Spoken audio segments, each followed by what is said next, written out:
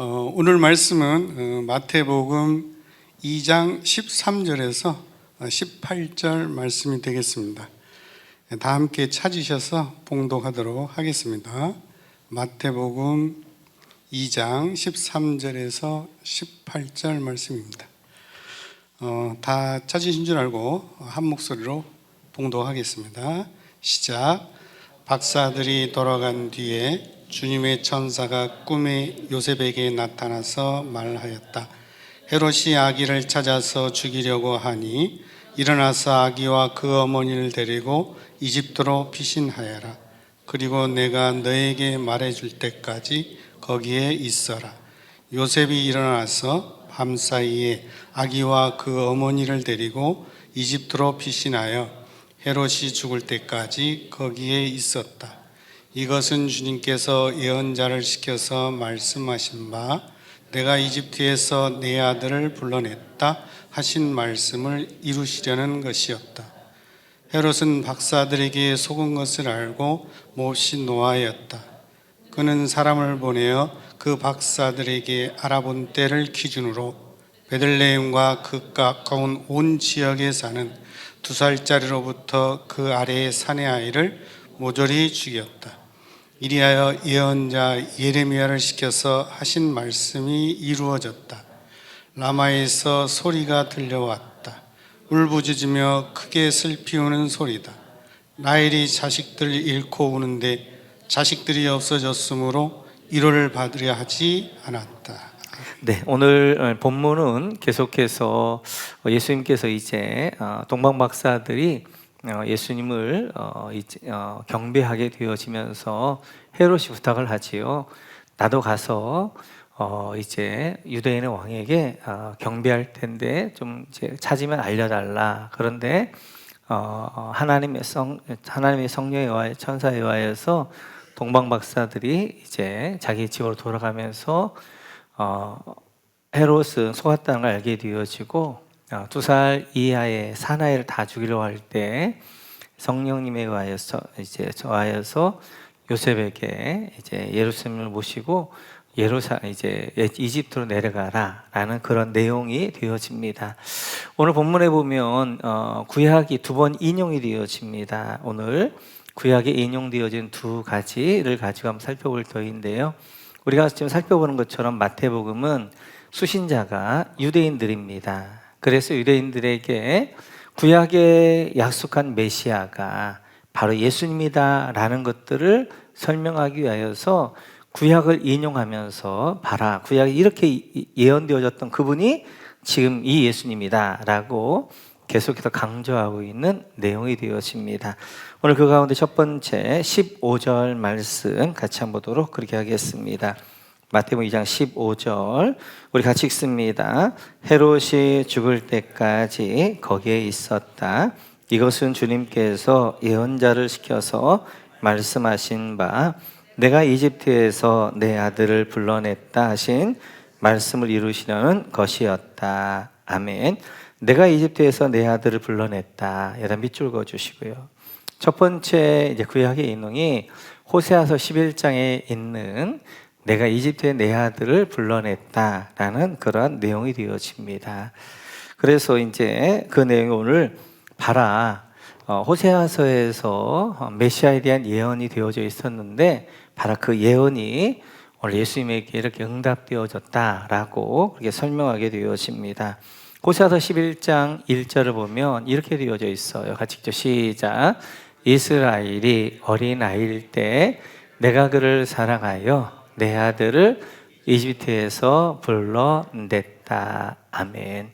이것은 이제 이 구약의 출애굽을 설명하는 것이죠. 그래서 하나님이 이스라엘을 출애굽에서 건져냈다라는 그런 과거적인 역사에 대한 내용일 뿐만 아니라 이것이 미래적인 예언으로 앞으로 메시아가 해야 될 일이 무엇인가? 바로 이집트, 이 애굽, 바로 아래에 있었던 사단 아래에 있었던 사람들을 건져내는 것이다 라고 예언하게 되어지는데 바로 그 예언이 예수님에게 이루어지지 않았느냐라고 하면서 호세아 11장 1절의 내용을 가지고 설명하게 되어져요. 그래서 이제 우리는 이제 마태복음 같은 경우에도 어떻게 보게 되어지면 이렇게 되어지는 거죠. 예수님께서 태어나실 때 이제 경배했던 목자들이었고요. 그 이후에 예수님께서 40일 만에 정결 예식을 위해서 예루살렘에 올라갔다 내려옵니다. 그 이후에 동방박사들 오는 거지요. 그러니까 예수님께서 태어나시자마자 바로 동방박사를 온 것이 아니라 동방박사들은 예수님이 태어나셨을 때 별을 보고 왔기 때문에 몇 달이 지났을 거예요. 그래서 40일도 더 지나고, 그래 누가복음에 나와 있는 바로 이제 정결 예식에 갔다가 돌아오셨고, 그리고 있다가 여기서 이제 조금 더 이제 우리 예수님이 성장한 다음에 원래 이제 살았던 나사렛을 가려고 그랬는데 결국 헤롯이 2살 이하를 다 죽이려고 하니까 예수님을 데리고 이집트로 내려가게 되어지죠. 그 이집트로 내려갔다 다시 이제 어디로 올라가는 거예요? 나사렛으로 올라가서 사시게 되어지는 것들을 볼 수 있습니다. 이렇듯이 오늘 헤롯이 예수님을 죽이려고 했던 그 일을 통하여서 하나님의 일을 하셔요. 그래서 바로 메시아는 이집트에서 나와야 됩니다. 왜냐하면 오늘 마태복음에서 중요하게 예수님을 설명할 때 예수님이 제2의 모세라고 설명하게 되어져요. 모세가 했던 중요한 일이 이집트의 자기 백성들을 건져냈던 것처럼, 모세 자신도 이집트에 나왔던 것처럼 메시아는 이집트로 가게 되어졌고, 이집트에 그가 나온 경험을 통하여서 다시 그들을 이집트에 건져내게 되어지는 것들을 볼 수 있습니다. 그래서 메시아이신 우리 예수님이 해야 될 중요한 일이 바로 이집트에서 바로 사단의 권세와 나라 안에 있었던 저희들을 이제 거기서 건져내어서 약속의 땅 하나님 나라로 이제 우리를 인도하는 것, 그것이 중요한 메시아의 사역이 되어져요. 호세아 11장에 보게 되어지면, 그러면 그 메시아가 이제 이집트에 고통했던, 죄 가운데 고통했던 그 백성들을 건져내게 될 터인데 어떻게 건져낼 것인가를 설명하는데 호세아 11장 8절입니다. 같이 한번 볼까요? 같이 읽죠. 시작. 에브라임이여 내가 어찌 너를 놓겠느냐, 이스라엘이여 내가 어찌 너를 버리겠느냐, 내가 어찌 너를 아드마같이 놓겠느냐, 어찌 너를 스보임같이 두겠느냐, 내 마음이 내 속에서 돌이켜 나의 긍휼이 온전히 불붙듯 하도다. 아멘. 에브라임이여 이스라엘이여, 전체 이스라엘을 이야기하게 되어지죠. 내가 어찌 너를 놓겠느냐, 버리겠느냐. 그러면 또 하나를 이야기해요. 아드마같이 내가 놓겠느냐, 스보임같이 내가 두겠느냐. 그러면 아드마와 스보임이 어딘가? 소돔과 고모라와 함께 멸망받았던 5성읍. 그냥 이제 소할은 이제 면제가 되어지면서 4성읍이 있었는데 그 4성읍이 소돔과 고모라, 아드마, 스보임이었어요. 그래서 이제 여기서 바로 하나님이 이 이야기는 창세기 18장에 나오게 되어지는 이제 소돔을 멸망시킬 때 그 내용입니다. 그래서 소돔을 어떻게 한 거예요? 하나님께서 이제 그들을 이제 이렇게 멸망시켰던 것처럼 그렇게 내가 에브라임을, 이스라엘을, 하나님의 백성들을 멸망시키지 않겠다라는 약속이 되어져요. 근데 여기서 중요한 단어가 있는데 도리키어란 말이에요. 도리키어. 이 말이 히브리어로 이제 하파크라는 말인데요. 이 하파크라는 말이 여기도 쓰여져 있어요. 창세기를 한번 넘어가 볼까요? 창세기부터 볼게요. 같이 읽죠. 시작. 주님께서는 그 2성과 성 안에 사는 모든 사람과 넓은 들과 땅에 심은 채소를 다 엎어 멸하셨다. 지금 소돔을 멸망시킬 때의 내용입니다. 하나님이 소돔에 사는 모든 사람들을, 그리고 땅에 심은 모든 채소를 다 엎어 멸했다는 거예요.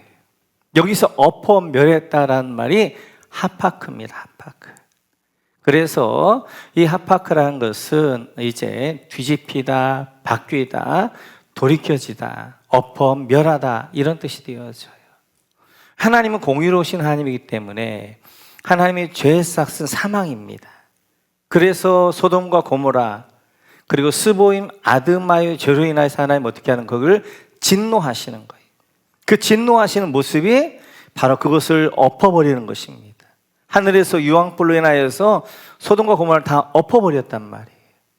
그렇게 엎어버렸는데 오늘 18장 이제 호세아 11장 8절을 보면 이렇게 말씀하셔요. 잘 보면 에브라임이여 내가 어찌 너를 놓겠느냐, 이스라엘이여 내가 어찌 너를 버리겠느냐. 하나님이 이스라엘을 버리지 않겠다는 거예요. 그리고 그 대조를 뭘로 이야기하냐면 내가 어찌 너를 아드마같이 놓겠느냐, 어찌 너를 스보임같이 두겠느냐.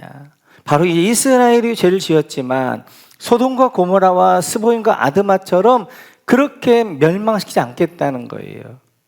그런데 하나님은 이들의 죄가 있단 말이에요. 그 죄를 누구에게 엎으냐면 바로 내 마음. 하나님이 하나님 속으로 돌이켜서 하나님에게 압박하시는 거예요. 하나님에게 저주를 내리는 거예요. 하나님의 마음이 뒤집어 엎어져 버리는 거예요. 하나님의 마음이 합박되어지는 거예요. 그래서 내가 너희를 긍휼히 여기고 너희를 살려주겠다라고 말씀하시는 거예요. 그러니까 구약에서는 어떻게 하는 거예요?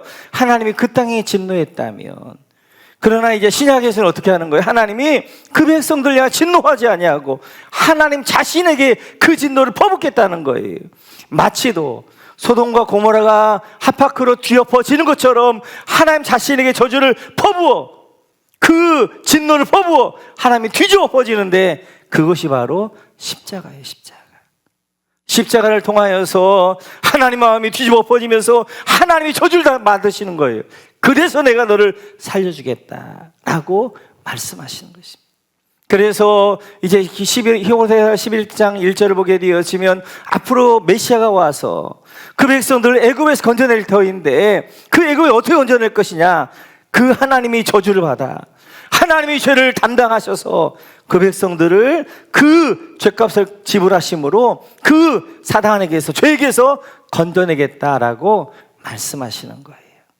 오늘 이제 마태복음 2장 15절에서 내가 이때 내 아들 불러냈다, 이 말씀을 다시 한번 기억하면서 우리의 구원이라는 것은 값싼 구원이 아니에요.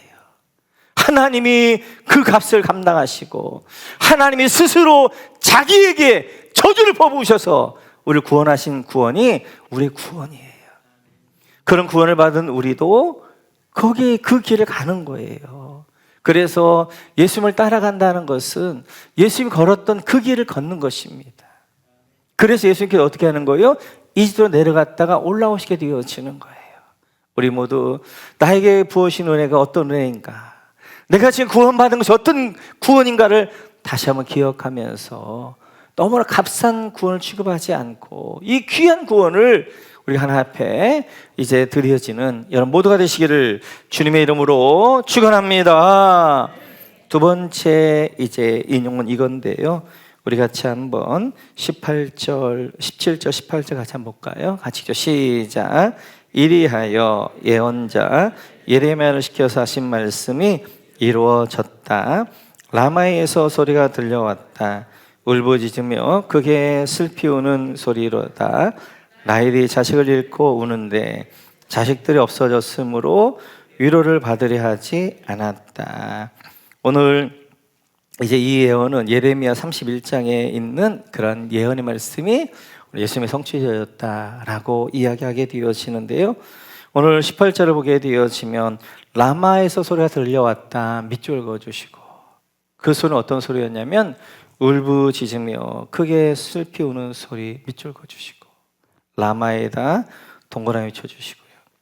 그 옆에 라헬이 자식들을 잃고 우는데 밑줄 그어주시고 라헬에다 동그라미 쳐주시고요. 오늘 28장에 보게 되어지면 이스라엘이 크게 세 번의 통곡이 있었습니다. 그 첫 번째 통곡이 라헬의 통곡이었어요. 두 번째 통곡이 라마의 통곡입니다.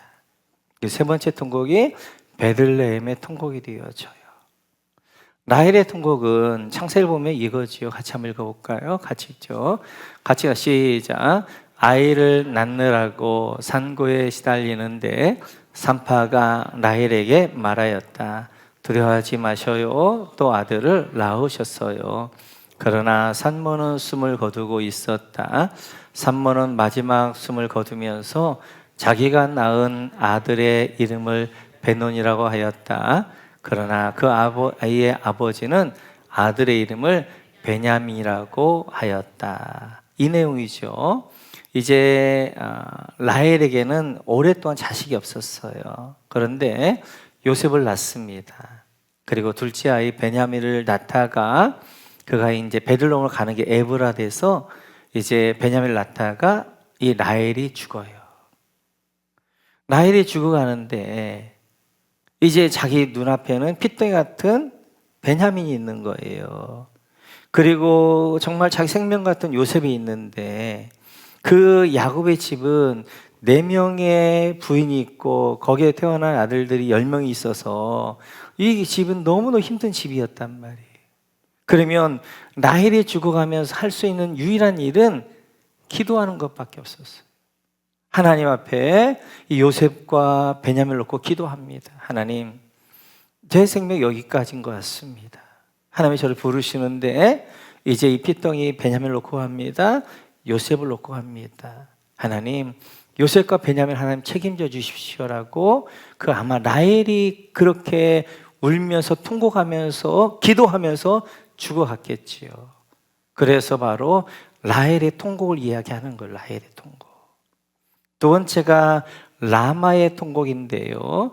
이 라마라는 곳은 이제 중앙산지하고 그 다음에 여리고 쪽으로 넘어가는 길하고 사거리에 있는 곳이 라마입니다. 라마. 그래 이 라마의 통곡은 어떤 거냐면 이런 거죠.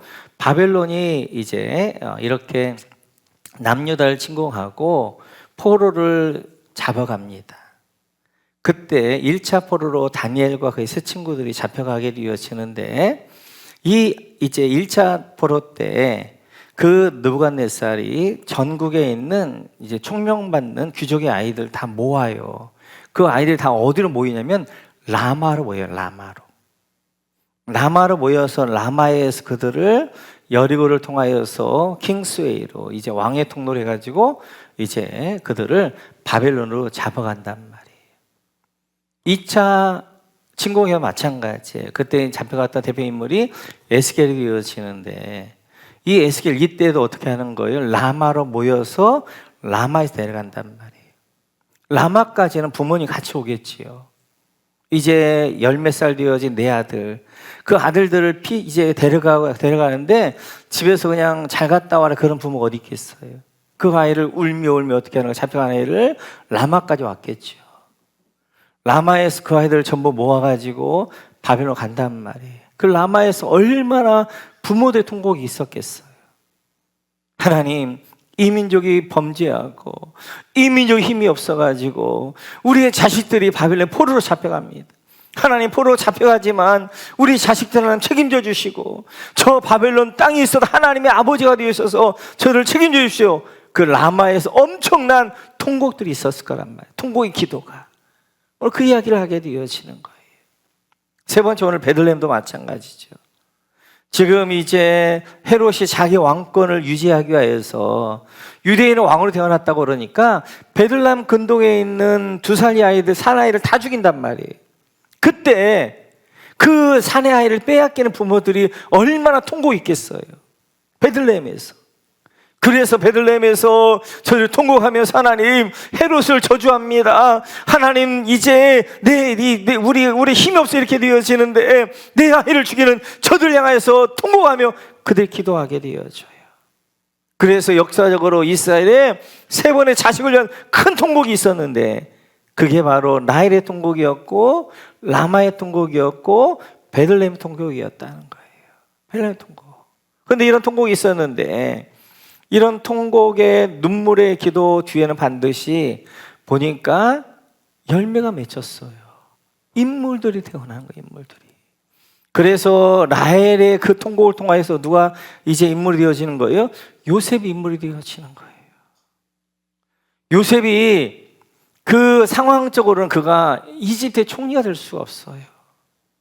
그런데 그 어머니 라헬이 눈물로 그 아이를 하나님 앞에 맡겼을 때 그 눈물의 기도를 하나님 기억하시고 요셉을 들어서 민족을 구원하게 되어지는 구원자로 그를 쓰신단 말이에요. 라마의 통곡 가운데서도 마찬가지죠. 종으로 팔려갔던 그들 가운데 어떻게 하는 거예요? 1차 포로의 다니엘과 그의 세 친구한테 다니엘은 바벨론의 총리가 되어지고, 새 친구 같은 경우는 바벨론의 지방의 통치자들이 되어지고, 에스겔과 같은 예언자가 나오게 되어지고, 그런 이제 라마에서 부모들이 하나님 앞에 통곡의 기도를 드리면, 하나님 이들을 책임져 주십시오. 내 아들, 딸을 내가 찾아가지 못하여 하나님이 직접 이들을 책임져 주라고 했을 때, 하나님은 그들을 그 기도를 기억하셔서 그 잡혀갔던 포로들을 통하여 어떻게 하는 거예요? 하나님은 역사하시고 일하시고 인물로 만들으신 거예요. 베들레헴의 이 눈물을 통해서 어떻게 하는 거예요? 바로 그 베들레헴의 아이 중에 하나였던 예수님을 어떻게 하는 거예요? 메시아가 되어지고, 그리고 온 인류를 구원하게 되어지는 그런 놀라운 역사가 있었던 것들을 보게 되어져요. 이렇듯이 오늘 이제 이런 라헬의 통곡에 눈물이 있었고, 그리고 라마의 통곡에 이제 부모들의 눈물이 있었고, 베들레헴의 그 부모들의 눈물이 있어요. 그 뒤에는 하나님은 바로 인물이 세워지다는 거예요. 마찬가지입니다. 한 인물이 세워지기 위하여서는 수많은 사람들의 눈물의 기도가 있는 거예요. 눈물의 기도가. 오늘 우리 이제 중부동부 특별히 이제 이번 에즈마야 선교회 캠프에 참여하게 되어지는 우리 아이들이 여기 있는데, 우리 저 아이들이 인물로 만들기 위해서는 우리 목원의 부모님들이, 목원의 어른들이 눈물로 기도할 줄 믿습니다. 우리의 기도를 통하여서 우리 다음 세대들 가운데 위대한 다니엘과 같이 요셉과 같은 그런 인물들이 나올 줄 믿습니다. 부모의 눈물도 필요하고, 영적 부모들인 우리 교회 우리 아이들은 다 우리 자녀들이잖아요. 우리가 저 아이들 위해서 기도할 때 저를 가운데 역사하게 되어지는 거예요. 우리가 이제 홍해 봤던 것처럼 하나님 우리를 찢으실 때가 있어요. 찢으실 때가. 홍해도 찢습니다. 그런데 그 찢은 다음에 뭐 하는 거예요? 길이 생기면서 그 안에는 구원이 있어요. 구원이. 마찬가지예요. 하나님 우리를 찢으실 때가 있어요. 그 찢으실 때, 그 찢는 하나님 앞에 통곡하며 눈물의 기도를 드릴 때 그곳에 열매가 있는 줄 믿습니다. 하나님이 하신 일에 반드시 열매가 있어요. 열매가. 하나님이 찢을 때는 찢겨야 됩니다. 그 찢으면서 내 마음을 찢으며 눈물을 하며 기도할 때 그 기도를 통해 하나님은 우리 안에 열매를 맺게 하셔서 그 눈물을 통하여 자녀의 열매 맺게 하시든지, 우리의 영혼의 열매를 맺게 하시든지, 아니면 직장이나 사업에 열매 맺게 하시든지, 하나님의 열매 맺게 하시려 믿습니다. 오늘 이 밤에도 우리가 눈물로 기도할 때 하나님은 그 기도를 통하여서 우리의 가슴을 찢으며 기도할 때 그 기도를 통해 하나님은 역사할 줄로 믿습니다.